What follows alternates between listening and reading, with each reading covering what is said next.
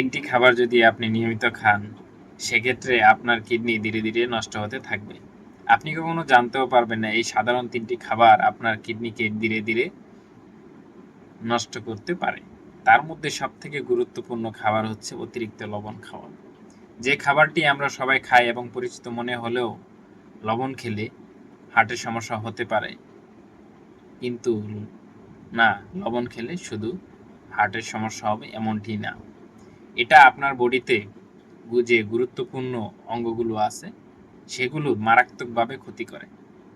কারণ অতিরিক্ত লবণ খাওয়ার কারণে আমাদের বডিতে হাইপারনেট্রিমিয়া ডেভেলপ করে এবং কিডনির উপর একটি প্রেসার পড়ে, যার কারণে কিডনি অতিরিক্ত ফিল্টার করার ক্ষেত্রে এবং সময়ের সাথে সাথে ক্রনিক কিডনি ডিজিজের মতন প্রবলেম তৈরি করে। অতিরিক্ত চিনি বা মিষ্টি জাতীয় খাবার খেলে আমাদের বডিতে হাইপারগ্লাইসেমিয়া ডেভেলপ করে এবং কিডনির যে গ্লোমেরুলাসগুলো আছে তা ক্ষতিগ্রস্ত হতে থাকে এবং আলটিমেটলি ডায়াবেটিক হয়ে ডায়াবেটিক নেফ্রোপ্যাথি ডেভেলপ করে। সবথেকে গুরুত্বপূর্ণ হচ্ছে আমরা প্রক্রিয়াজাত খাবার ইদানিং খুব বেশি খাচ্ছি। এটা সাধারণত হিডেন সোডিয়াম ও এক ধরনের লবণ থাকে। লবণের পাশাপাশিও খারাপ প্রিজারভেটিভ ও ক্ষতিকর প্রিজারভেটিভ দিয়ে প্রসেস করে রাখা হয়।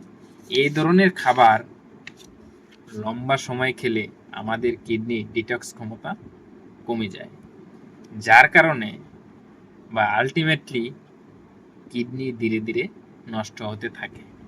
সুতরাং এই তিনটি সাধারণ ভুল সম্পর্কে আপনি সচেতন হন, আপনার কিডনি অনেকাংশে ভালো থাকবে। সুস্থ থাকুন, ভালো থাকুন। আল্লাহ হাফেজ। আসসালামু আলাইকুম।